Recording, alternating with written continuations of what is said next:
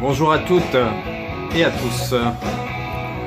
Donc un petit concert tranquille de Bon Jovi. Alors s'il y a un concert à avoir de Bon Jovi, c'est celui-ci. Je vous le montre. Donc The Bon Jovi Crush Tour avec ses meilleures chansons. Et franchement, une ambiance de ouf sur ce concert. J'aurais adoré le voir en live, comme on dit. Hein. Franchement, terrible ce concert. Je vais vous présenter donc ma collection volume 5. Donc ça sera toujours du Blu-ray. La dernière rangée d'une étagère, et après je pense que je passerai au DVD hein, pour pas lasser les gens et puis pour faire plaisir style à Goldie hein, qui aime plus le support DVD, et vu que j'en ai énormément à présenter, je pense qu'effectivement ma prochaine présentation ce sera du DVD hein, dans ma collection. Donc on y va, en route. Alors là c'est l'étagère tout en bas. Alors vous voyez, là au moins il n'y a pas plein de Blu-ray au-dessus, hein, donc ça va être un peu plus facile à trier, à part celui-là, mais qui a déjà été présenté hier hein, dans mes achats, Dark Crystal. Je vais commencer par la gauche. Hein. Hop. Demain c'est les élections présidentielles. Ça n'a aucun rapport ce que je dis, mais ça fait un peu flipper ce qui va se passer demain, parce que franchement... personne d'intéressant dans toute cette masse de candidats, enfin bref. Babylone AD, un film de Mathieu Kassovitz. Mathieu Kassovitz, je n'aime pas ce réalisateur, hein, on lui doit La Haine notamment, mais où il joue dedans d'ailleurs. Mais j'aime pas ce mec-là qui est un anarchiste, un mec qui est jamais content de rien, qui critique tout, qui est assez violent dans ses propos, et finalement qui est quelqu'un qui prend de la tolérance mais qui ne l'est pas lui-même. Donc voilà, là c'est juste, je l'ai acheté, ça a été un des premiers steelbook que j'ai acheté quand j'ai eu ma platine. Je vous parle de ça, je pense que c'était en 2007-2008, hein, la première platine Blu-ray que j'ai eue. Babylone AD, il y a Vin Diesel que j'aimais beaucoup à l'époque, hein, c'est surtout ça qui m'avait fait acheter le film. Et je me souviens, donc je l'ai vu à ce moment-là, donc ça fait quand même, vous voyez, 9 ans, un truc comme ça. Je me souviens que j'avais adoré le film, mais on va dire esthétiquement, pour ses musiques, son ambiance, ses couleurs et ses décors. Mais le film en lui-même, l'histoire était pas extraordinaire. Hein. Bon après, ça sera peut-être à revoir. Hein. Voilà, donc ça c'était le premier film, je vais essayer de pas faire de bêtises. Pacific Rim, pareil, un steelbook classique, hein, pas déblisté, donc je l'ai pas vu. Genre de film que normalement j'aime bien, hein, un peu à la Transformers, je sais pas trop. Si vous l'avez vu, n'hésitez pas à m'en parler. Alors, ensuite le prochain, là au moins, je l'ai vu. L'Empire des Ombres, j'avais adoré, hein.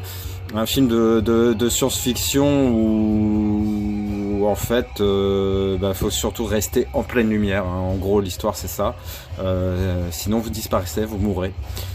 Franchement excellent film, hein. Ouais, je me souviens notamment avec la maman et son gamin là. Non franchement excellent, un truc apocalyptique, donc vous voyez, je me suis pas trompé. Une seule règle pour survivre, rester dans la lumière. Non, ce film là est très bien, franchement perso j'ai beaucoup aimé. Je vous présente pas Avatar, un beau petit coffret sympathique. Hein, après, il en existe de plus belles versions. Un film, voilà, c'est une claque visuelle, une super histoire. Et James Cameron nous a promis, d'ailleurs, je crois que c'est en tournage des prochains opus. Donc, je suis impatient de les voir. Hein, franchement, excellent. Avatar. Alors San Andreas, je l'avais vu au cinéma avec Dwayne Johnson. Enfin, je suis pas allé au cinéma avec Dwayne Johnson, hein, c'est un film avec Dwayne Johnson. Donc San Andreas, ouais, film un peu catastrophe. J'avais bien aimé, et puis avec sa fille, pareil, ils avaient réussi à, je dis pas forcément à me tirer une larme, mais au moins avoir les yeux brillants, humectés de larmes, on va dire. C'est vrai, de toute façon j'ai pas honte de le dire, hein, je suis une vraie pleureuse, quand les films sont bien faits bien sûr, Mais bon, je suis quelqu'un d'assez sensible, bon, ça on s'en fout. Donc San Andreas, un très bon film, sympathique. Alors Black Storm, ouais, c'était sympa aussi ça, hein. Donc Tempête, un peu à la Twister. De toute façon, là on arrive un peu dans mon classement des films catastrophes, hein. Black Storm, ouais, c'était un bon film, à des effets visuels à couper le souffle, hein. Voilà. Je présente pas 2012, hein. 2012, il est sorti quelques années avant 2012. Et finalement, une petite partie de moi a cru un peu à toutes ces choses. Et donc quand on a passé l'année 2012, bah, je me suis dit, je suis gouré quoi. Non, c'est sympa quand même, il y a de bons effets spéciaux. Je parlais la dernière fois de John Cusack, et il me semble que c'est lui, hein, qui joue dedans, j'ai peur de dire des conneries. Il y a Woody Harrelson, ça c'est sûr, mais bon, voilà. C'est un très bon film, apocalyptique, et puis voir un peu le comportement des différentes nations, c'est assez intéressant. Un de mes films catastrophes préférés, c'est Le Jour d'après, hein, avec Dennis Quaid, les glaces qui est un peu la Snowpiercer, hein, j'ai parlé la dernière fois. Les glaces qui envahissent tout, là on voit la Statue de la Liberté, hein, et franchement il est top, moi j'ai beaucoup aimé, ouais, c'était excellent. J'adore le passage où ils sont dans la ville en fait, dans la bibliothèque, où pour survivre au froid intense, ils brûlent des livres, etc. Il y a plein de choses qui se passent avec un bateau qui arrive, enfin bref, très très bon film. Le Jour d'après, on m'a conseillé il y a quelques temps Final Hours, donc c'est pareil, c'est la fin du monde, là on sait, on est sûr, il y a l'échéance. Et c'est les derniers instants, donc certains font la fête, certains tuent des gens, certains violent, enfin vous voyez les comportements humains dans toute leur splendeur. Il y a ce monsieur qui est le héros de l'histoire, et c'est ses dernières heures en fait. Et ouais, film intéressant à voir, toujours dans l'histoire de comportement humain. World Invasion Battle Los Angeles. Excellent film de science-fiction avec une invasion extraterrestre, j'avais beaucoup aimé. Les GI voilà, qui se battent contre une armée d'extraterrestres bien plus forte qu'eux, et donc stratégiquement, etc., militairement, c'est hyper intéressant. Des effets spéciaux pareil excellents, les extraterrestres sont hyper crédibles et bien flippants. Battleship, oula, j'ai un steelbook avec des effets d'embossage, de cabossage, de défonçage et de cadrage. Je savais même plus qu'il était comme ça, ce Blu-ray. Donc Battleship, je l'ai pas vu, pareil, hein, c'est une histoire d'invasion extraterrestre, il paraît qu'il est pas mal, mais je peux pas vous en dire davantage, à part que finalement j'ai un beau steelbook, je le savais même pas, hein, c'est affolant. Voilà, celui d'après, bon, il devrait être plutôt avec les aliens, hein, Prometheus. J'ai pas super adoré, hein, film de Ridley Scott, hein. C'est les prémices un peu ce qui se passe dans Alien. Je suis de retour, hein. Désolé pour cette coupure, j'avais pas vu que mon téléphone avait plus d'autonomie, donc j'ai supprimé des vidéos et voilà, j'ai fait ça rapidement, je suis là. On arrive à la quadrilogie des Underworld. On a aperçu mes chaussettes, c'est cool, c'est classe. Donc Underworld 1, 2, 3, 4. Le dernier, je l'ai pas vu, c'est Nouvelle Ère, comme le coiffeur. Non, il y a même un cinquième, hein, Blood Wars, un nom comme ça. Donc voilà, hein, deux armées qui s'opposent, les vampires et les lycans, les loups-garous. Excellent, un déballage d'effets spéciaux, pareil, hein, où j'ai une petite préférence pour les lycans. Vampires, j'en ai un peu trop vu. Très bonne saga, hein, franchement, c'est très très bien. Un petit coffret avec Constantine que j'avais beaucoup aimé, et Matrix, hein, avec Keanu Reeves. Matrix, je présente pas, hein, une théorie qui me plaît bien sur le pourquoi de l'espèce humaine sur la Terre. Et Constantine, j'avais beaucoup aimé l'histoire du tatouage avec ses deux avant-bras, c'est un petit clin d'œil que j'avais trouvé sympa. Donc j'ai plusieurs éditions en fait de Matrix, hein. J'ai donc celle-là, j'ai le coffret avec la trilogie, un coffret sympa, coffret carton mais joli, et puis payé au moment des soldes une misère, moins de 10 € les 3 Matrix, voilà. je me suis pas résolu à revendre celui que j'avais. Donc en fait je l'ai en triple, hein, Matrix. J'ai aussi cette édition là qui est une premium collection en digibook assez épais que j'aime beaucoup. Je les trouve vraiment sympas. Donc j'ai gardé les 3. Bon, ça me pose pas de problème. De toute façon pour revendre une édition 2 €, je vois pas trop l'intérêt. Je vais remettre un peu les films comme ça. Là, il fallait forcément que ça se casse un peu la gueule, hein, sinon c'est pas marrant. Là on arrive dans les films de requins. Carcharodon, Carcharias, Carcaricus, Longimanus. C'est le grand blanc. J'étais passionné par les requins, j'ai tout lu à un moment sur eux, j'avais appris les noms latins comme vous pouvez le voir, c'est pas des conneries, hein, j'ai pas de papier sous les yeux, c'était vraiment un grand truc, un animal qui me fascine. Un animal qui a traversé les siècles et qui fait toujours aussi flipper. Donc le premier Deep Blue Sea, il y avait un autre titre français mais je sais plus trop ce que c'est le titre français parce que vu que j'ai en édition comme ça. Il y a LL Cool J qui joue le cuistot dedans, qui est excellent. Samuel Jackson, bon je vais pas spoiler le truc mais qui a un rôle un peu particulier. C'était super bien fait. Perso j'ai beaucoup aimé ce film, des effets spéciaux des fois un peu synthétiques, un peu visibles, mais malgré tout un très très bon film. Le dernier que j'ai vu c'était donc une édition steelbook assez sympa de Instinct de survie, hein, The Shallows. J'ai adoré, bon j'adore l'actrice, hein, Blake Lively il me semble. Ouais, je l'ai trouvé phénoménal, un survival, on pourrait dire que ça peut faire peur, hein, le film en soi, vu que la gonzesse en gros elle est sur un petit îlot pendant tout le film, et puis elle a ses différentes stratégies pour échapper au requin qui n'a qu'une envie, c'est la bouffer. Mais franchement non, on s'ennuie pas du tout, les paysages sont magnifiques, très très bon film. Et qui parle de requins ne peut pas décemment ne pas parler des Dents de la Mer. Alors j'ai le 1 et 2, je les adore vraiment. J'hésite à me prendre le 3, voilà, parce que je me souviens vaguement que c'était pas terrible, mais le 1 et 2 sont excellents. Le 1 je l'ai revu il y a pas longtemps, hein, et franchement c'est vrai que en Blu-ray il mérite l'achat parce que il y a une grosse différence avec le vieux DVD, hein, forcément. L'image, on dirait que c'est un film de l'année dernière, quoi. Donc c'est un film qui a été réalisé par Steven Spielberg avec Roy Scheider et Richard Dreyfuss, hein, qui joue dans les deux. Ouais, franchement excellent. Donc le requin blanc, années 80. Cette affiche là, j'avais regardé les bonus parce que c'était super intéressant. Voilà, une affiche mythique, hein, qui a attiré des foules de spectateurs aux États-Unis et en France. Toujours dans les requins, Shark, il était bien aussi celui-là, hein.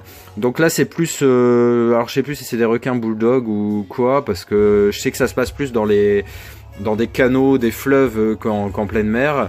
Des jeunes qui vont faire la fiesta un peu dans un chalet isolé, quoi, et puis qui font du ski nautique, etc. Mais malheureusement il y a des requins et il y a des scènes, je me souviens, époustouflantes, hein. Piranha 3D, franchement j'ai beaucoup aimé, un film qui se prend pas au sérieux, Sea, Sex and Blood.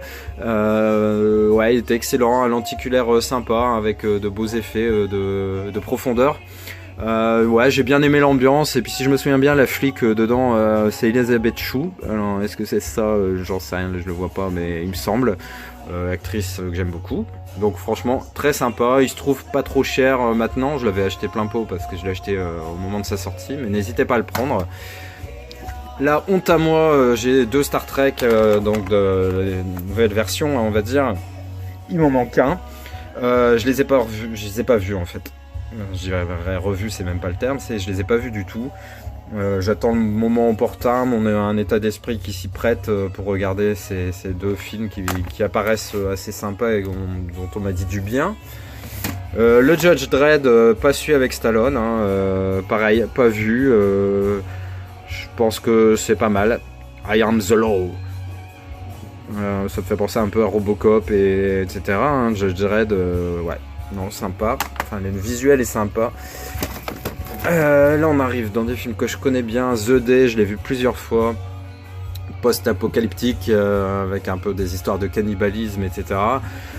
Ces 5 personnes qui sont ensemble pour survivre et franchement il est excellent, des couleurs très particulières, c'est limite du noir et blanc parfois, mais l'atmosphère est sympa, des bonnes scènes bien dégueu, franchement très très bien. Ensuite j'ai les 2 American Nightmare, il y en a un 3e que j'ai vu, j'attends qu'il baisse un peu pour l'acheter parce que c'est pas le film de l'année, mais ils sont sympas et ça me plaît bien d'avoir, ça va bien me plaire d'avoir la trilogie. Petite préférence pour le 2 que j'avais beaucoup aimé. Bon, le 1 était sympa, hein. Le 1 c'était avec comment il s'appelle, Matthew, j'ai peur de dire des conneries, Ethan Hawke, voilà, oui, Ethan Hawke. J'avais bien fait de regarder parce que j'allais dire Matthew Broderick, ça n'a rien à voir. Non, ils sont vraiment sympas et puis bon, c'est un peu flippant, hein. Une nuit par an, le crime devient légal. Je sais pas si ça arrivait chez nous, ça serait chaud bouillant quand même d'imaginer ça. Un film que j'adore, dès que je peux me trouver une petite édition un peu plus sympa que celle-là, je le ferai, World War Z. On a parlé d'un numéro 2, j'espère que c'est pas un fake, parce que franchement ça me plairait beaucoup. Film de zombies quand même vachement original par rapport aux autres, où il y avait, surtout dans les déplacements, les amas de zombies quand ils veulent passer au-dessus du mur de Jérusalem, il me semble. Ou quand ils font des monticules pour s'accrocher aux hélicoptères et tout, franchement très très réussi, j'avais beaucoup aimé. Brad Pitt est bien là-dedans, il n'y a rien à lui reprocher, puis à la fin dans le laboratoire, ouais, il est bien flippant quoi, bien réussi. Hop. Alors, un film que j'ai acheté il n'y a pas super longtemps, Soleil Vert avec Charlton Heston, je l'ai vu étant gamin. Pareil, en fin du monde, tout le monde crève de faim et puis tout le monde se nourrit de petites tablettes vertes. Et Charlton Heston va découvrir un peu quelle est l'origine de ces tablettes. C'est un super film. Ah, ce film-là, j'adore. La dernière maison sur la gauche, ouais, j'ai adoré ce film. Une gonzesse qui se fait violer, à moitié laissée pour morte par 3 mecs et une gonzesse qui sont complètement barjots. Et puis la fille va réussir à retourner chez elle bon an mal an entre guillemets. Et les 4 lascars là vont se réfugier chez ses parents. Et il y a un moment, les parents vont découvrir que les auteurs du viol et du quasi-meurtre de leur fille, ce sont eux. Et là, ça va être chaud bouillant, mais pas forcément pour ceux qu'on croit. Les 28 jours et 28 semaines plus tard, alors 2 registres complètement différents, mais j'ai aimé les 2. Hein. Le premier, Danny Boyle, j'adore particulièrement la musique du générique de fin. Blue States, il me semble, The Season Song. J'ai adoré cette musique et le film est excellent, franchement super film de zombies qui fait vachement réaliste par rapport à certains. Et 28 semaines plus tard, toujours avec Robert, enfin non, le deuxième était avec Robert Carlyle et j'avais beaucoup aimé. Non, franchement super film. Un de mes films préférés, mais de toujours confondu, c'est La Route, avec Viggo Mortensen, Charlize Theron qui a un petit rôle on va dire, et Cody Smith McPhee, donc qui est le gamin. Ce film-là, voilà, c'est un film très particulier pour moi.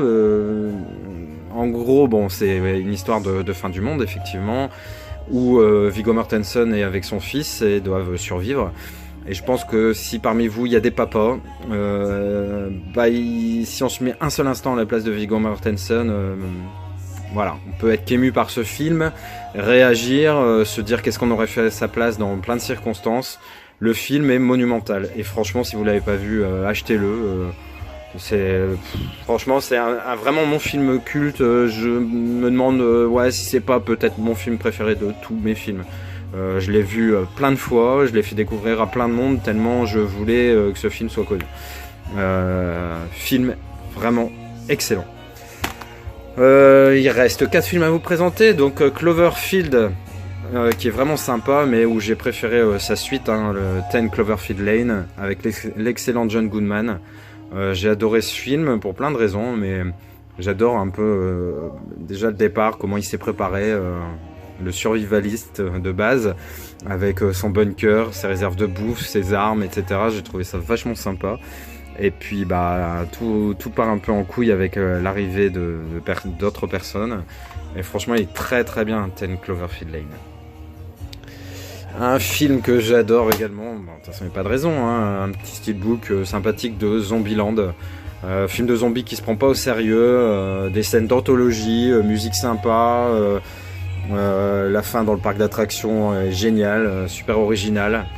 Les conseils du départ sont top, et puis une édition ouais assez sympa, vous voyez, pas mal d'effets au niveau de la lumière, on va dire. Hein. Je pense que vous le connaissez, c'est pareil, si vous ne l'avez pas vu, c'est un peu dans la lignée de Shaun of the Dead, etc. Et franchement, il est excellent. Et le dernier film que je vais vous présenter, c'est 30 jours de nuit, avec l'excellent Josh Hartnett. Hein, à l'époque, où il faisait de très très bons films.